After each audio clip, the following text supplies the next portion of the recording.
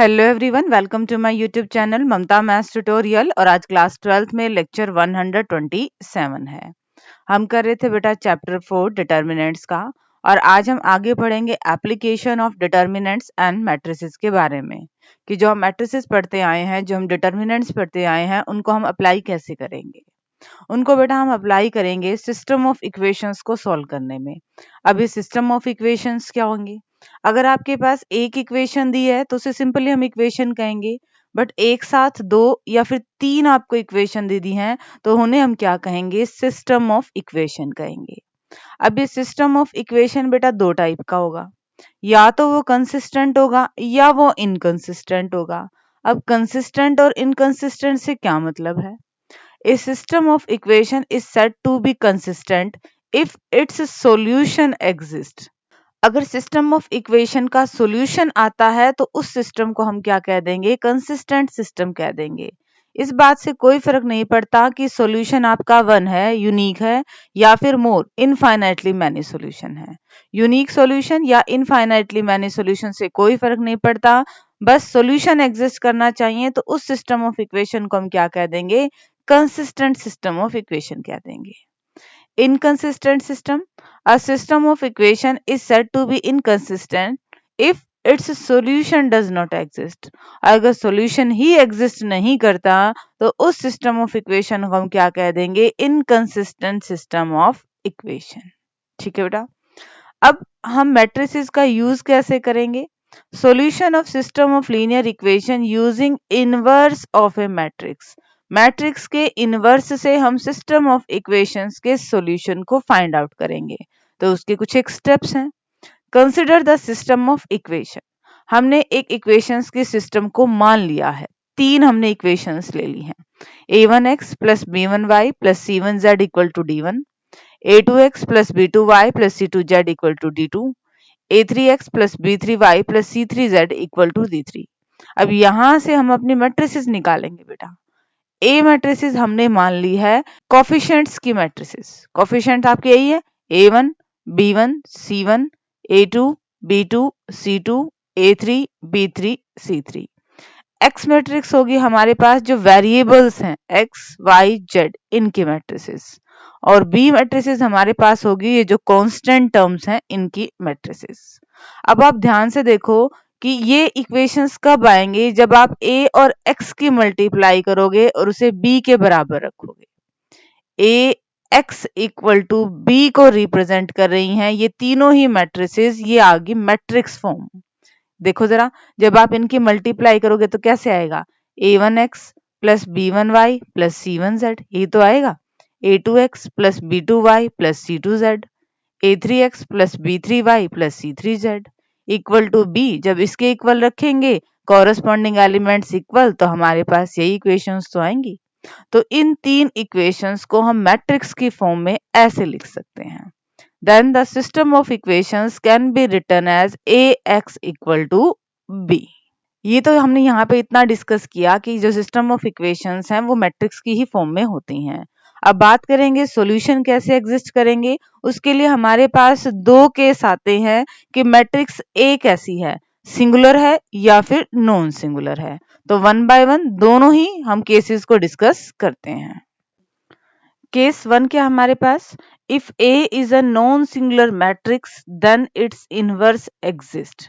कि हम सॉल्यूशन कैसे निकालेंगे कि हमने जो मैट्रिक्स ली उसका डिटर्मिनेंट क्या आया। अगर नॉन जीरो आ जाए तो, जीरो आ जाए तो उसके लिए हम दूसरा केस डिस्कस करेंगे। अगर नॉन जीरो आ जाए तो, अगर मैट्रिक्स का डिटर्मिनेंट नॉन जीरो है तो हम क्या कह सकते हैं कि उस मैट्रिक्स का इनवर्स एग्जिस्ट करेगा। अब हमारे पास जो सिस्टम ऑफ इक्वेशन है उसे हम इस फॉर्म में लिख रहे हैं। तो हमने इसको क्या किया? प्री मल्टीप्लाई किया दोनों साइड ए इनवर्स से। ये तो आपके पास आइडेंटिटी बन जाएगा, और आइडेंटिटी मैट्रिक्स के एक्स से मल्टीप्लाई करेंगे एक्स ही आना है। X equal to A inverse B, कि जो हमारे पास एक्स है ना, एक्स वाई जेड, उनकी वैल्यूज कैसे निकलेगी? जब हम ए के इनवर्स को बी से मल्टीप्लाई करेंगे तब हमें सॉल्यूशन मिलेगा। ठीक है। This matrix equation provides unique solution, और वो सॉल्यूशन हमारा यूनिक मिलेगा। क्यों? क्योंकि किसी भी मैट्रिक्स का जो इन्वर्स होता है वो यूनिक होता है। और जो हम इस मेथड से इन इक्वेशंस को सॉल्व कर रहे हैं, इस मेथड को हम क्या कहते हैं? मैट्रिक्स मेथड के नाम से जानते हैं। ये तो बेटा सॉल्यूशन हम कब निकालेंगे? जब हमारा डिटर्मिनेंट मैट्रिक्स का नॉन जीरो है। मान लो अगर हमारे पास डिटर्मिनेंट जीरो आ जाए तब क्या करेंगे? इसके लिए बेटा केस 2 को डिस्कस करते हैं। केस टू बेटा हमारा क्या था? जब ए सिंगुलर मैट्रिक्स हो, मतलब ए का डिटर्मिनेंट क्या हो? जीरो हो। अगर ऐसा आ जाता है तो इस केस में हम क्या करेंगे? हम फाइंड आउट करेंगे adjoint of A into B. ये चीज हम ए मैट्रिसेस का एडजॉइंट निकालेंगे और उसकी बी मैट्रिसेस से मल्टीप्लाई करेंगे। अब यहाँ पे भी बेटा दो केस आ जाते हैं। अगर ये नॉन जीरो आ गया तब क्या रहेगा, और अगर ये जीरो आ गया तब क्या रहेगा? अगर मान लो ये नॉन जीरो आ जाता है, then solution does not exist. Solution exist नहीं करेगा, और अगर सॉल्यूशन एग्जिस्ट नहीं करेगा तो गिवन सिस्टम ऑफ इक्वेशन हमारा कैसा हो जाएगा? इनकंसिस्टेंट। और अगर ये जीरो हो गया देन इनफाइनाइटली मैनी सॉल्यूशंस भी हो सकते हैं और नो सॉल्यूशन भी हो सकते हैं। अगर इनफाइनाइटली मैनी सॉल्यूशंस आए तो सिस्टम ऑफ इक्वेशन कंसिस्टेंट हो जाएगा, और अगर नो सॉल्यूशन होया तो वो इनकंसिस्टेंट हो जाएगा। सारा रिवाइज करते हैं एक बार। हम गिवन सिस्टम ऑफ इक्वेशन को इस फॉर्म में लिखेंगे। मैट्रिक्स ए का हम डिटर्मिनेंट फाइंड आउट करेंगे।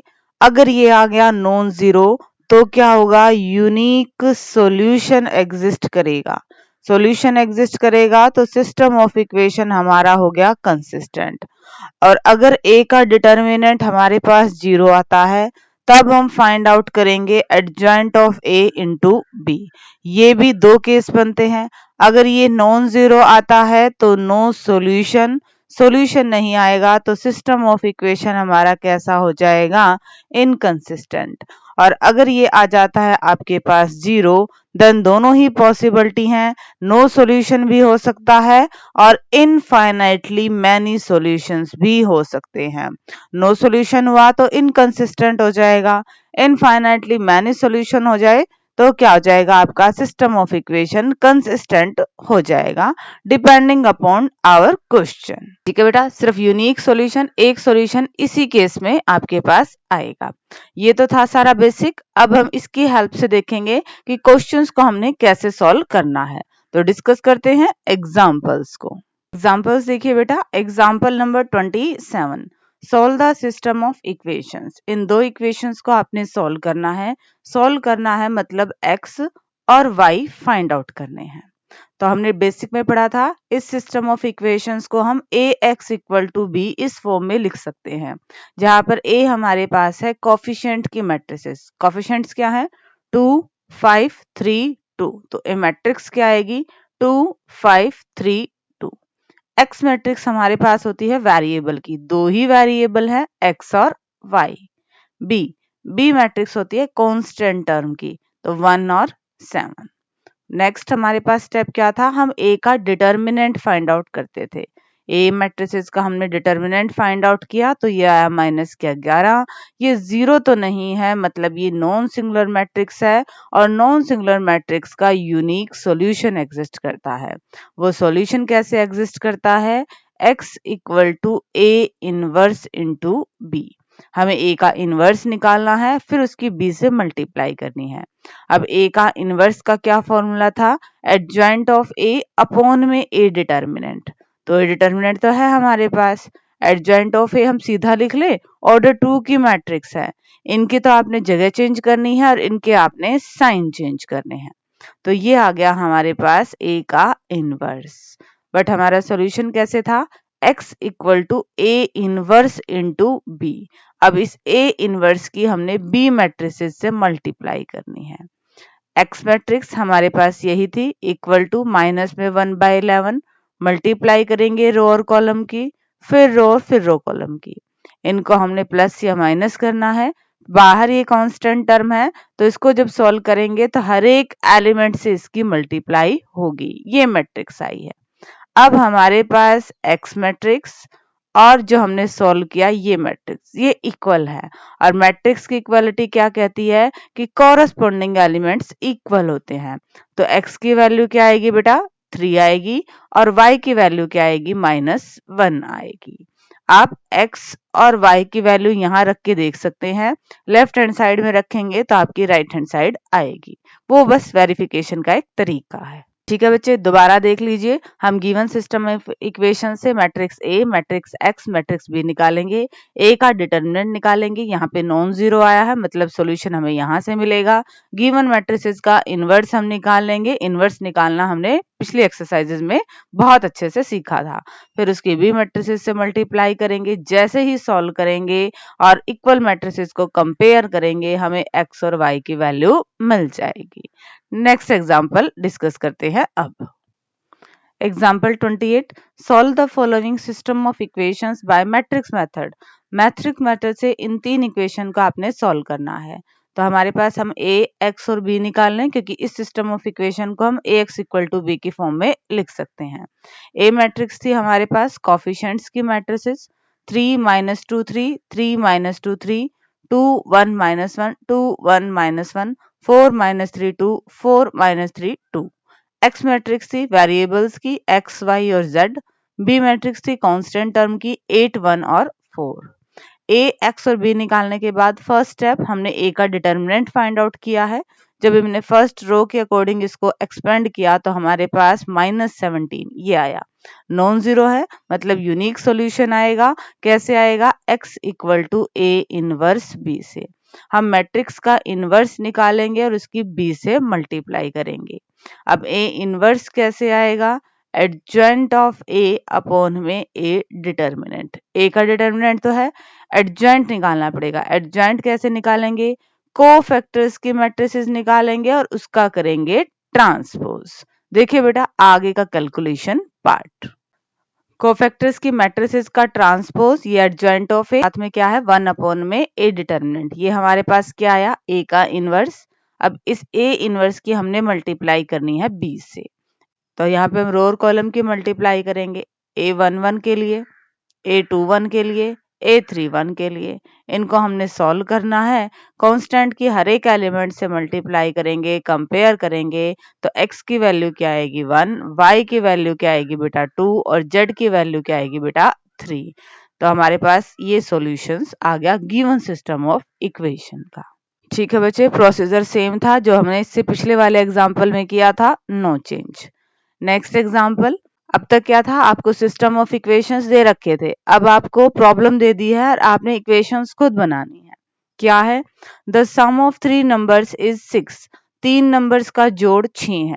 तो हमने वो 3 नंबर्स अपनी तरफ से मान लिए x, y और z। x plus Y plus Z equal to 6। इन 3 नंबर्स का जोड़ क्या है, 6 है। एक इक्वेशन हमारे पास आ चुकी है। If we multiply third number by 3 and add second number to it, we get 11। अगर हम तीसरे नंबर को 3 से गुना करें और उसमें दूसरे नंबर को जोड़ें तो हमें मिलेगा 11। ये हमारे पास दूसरी इक्वेशन आ गई है।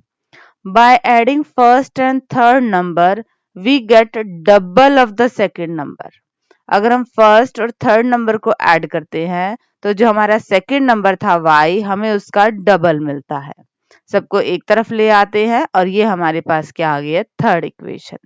रिप्रेजेंट इट एल्जेब्राइकली, इसे एल्जेब्राइकली रिप्रेजेंट कीजिए, वो तो हमने कर दिया है। And find the numbers using matrix method, और मैट्रिक्स मेथड का यूज करके ये नंबर्स भी हमने निकालने हैं। तो सॉल्व करने का तो हमारा बेटा वही तरीका होगा जो हम बेसिक में करके आए हैं। देखिए बेटा आगे का कैलकुलेशन हम कैसे करेंगे। तब गिवन सिस्टम ऑफ इक्वेशन से मैट्रिक्स ए निकाल लेंगे, मैट्रिक्स एक्स और मैट्रिक्स बी। फर्स्ट स्टेप हम ए का डिटर्मिनेंट फाइंड आउट करेंगे। ये नॉन जीरो आया है मतलब यूनिक सॉल्यूशन मिलेगा x equal to A inverse B से। ए का इनवर्स निकालें, कोफैक्टर्स की हमने मैट्रिक्स ली, उसका हमने लिया ट्रांसपोज तो हमें मिला एडजॉइंट ऑफ ए। ए का इनवर्स हमारे पास आता है एडजॉइंट ऑफ ए अपॉन में ए डिटर्मिनेंट। ए डिटर्मिनेंट की हमने वैल्यू रखी है, एडजॉइंट ऑफ ए की वैल्यू हमने रखी है, ये आ गया ए इनवर्स। अब इस ए इनवर्स की हमने मल्टीप्लाई करनी है बी मैट्रिक्स के साथ। एक्स की वैल्यू क्या है, मैट्रिक्स एक्स वाई जेड। रो और कॉलम की मल्टीप्लाई करेंगे, कांस्टेंट टर्म की हर एक एलिमेंट से मल्टीप्लाई करेंगे, इक्वल मैट्रिसेस को कंपेयर करेंगे तो एक्स की वैल्यू 1, वाई की वैल्यू 2 और जेड की वैल्यू 3, हमें हमारा सॉल्यूशन मिल जाएगा। वो 3 नंबर्स हमने निकालने थे, वो 3 नंबर्स हमें मिल चुके हैं। ठीक है बेटा, अगेन सॉल्व करने का तरीका वही है जो पिछले 2 एग्जाम्पल्स में हमने किया है।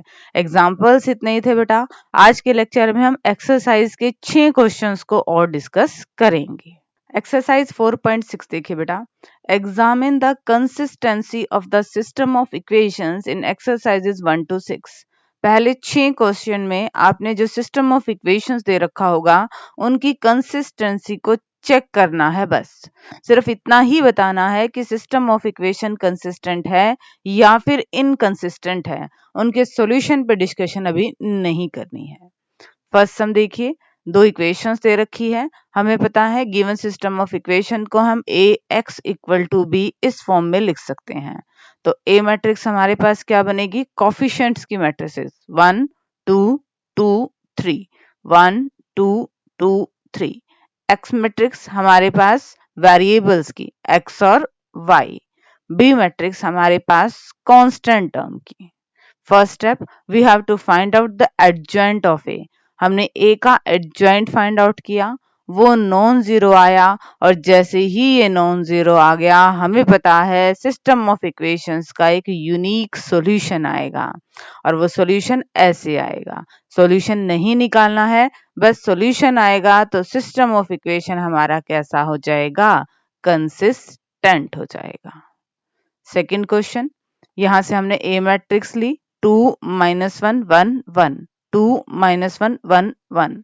एक्स मैट्रिक्स वेरिएबल की, बी मैट्रिक्स कांस्टेंट टर्म की। ए का डिटर्मिनेंट फाइंड आउट किया, अगेन ये नॉन जीरो आया, मतलब इसका यूनिक सॉल्यूशन आएगा और सिस्टम ऑफ इक्वेशन हमारा कैसा हो गया, कंसिस्टेंट होगा। ये भी डिस्कस करते हैं थर्ड सम को। Question number third, x plus 3y equal to 5, 2x plus 6y equal to 8। तो मैट्रिक्स A क्या बनेगी, 1 3 2 6। मैट्रिक्स X निकाल लेंगे और मैट्रिक्स B। A का डिटर्मिनेंट हमने निकाला तो ये क्या आ गया बेटा, ये तो 0 आ गया हमारे पास। 0 आ गया तो हम फाइंड आउट करेंगे adjoint of A into B। Adjoint of A कैसे आएगा, ऑर्डर 2 की मैट्रिक्स है तो इस डायगोनल के एलिमेंट्स को चेंज कर दीजिए और इस डायगोनल्स के एलिमेंट्स के साइन चेंज कर दीजिए। ये आ गया एडजॉइंट ऑफ ए।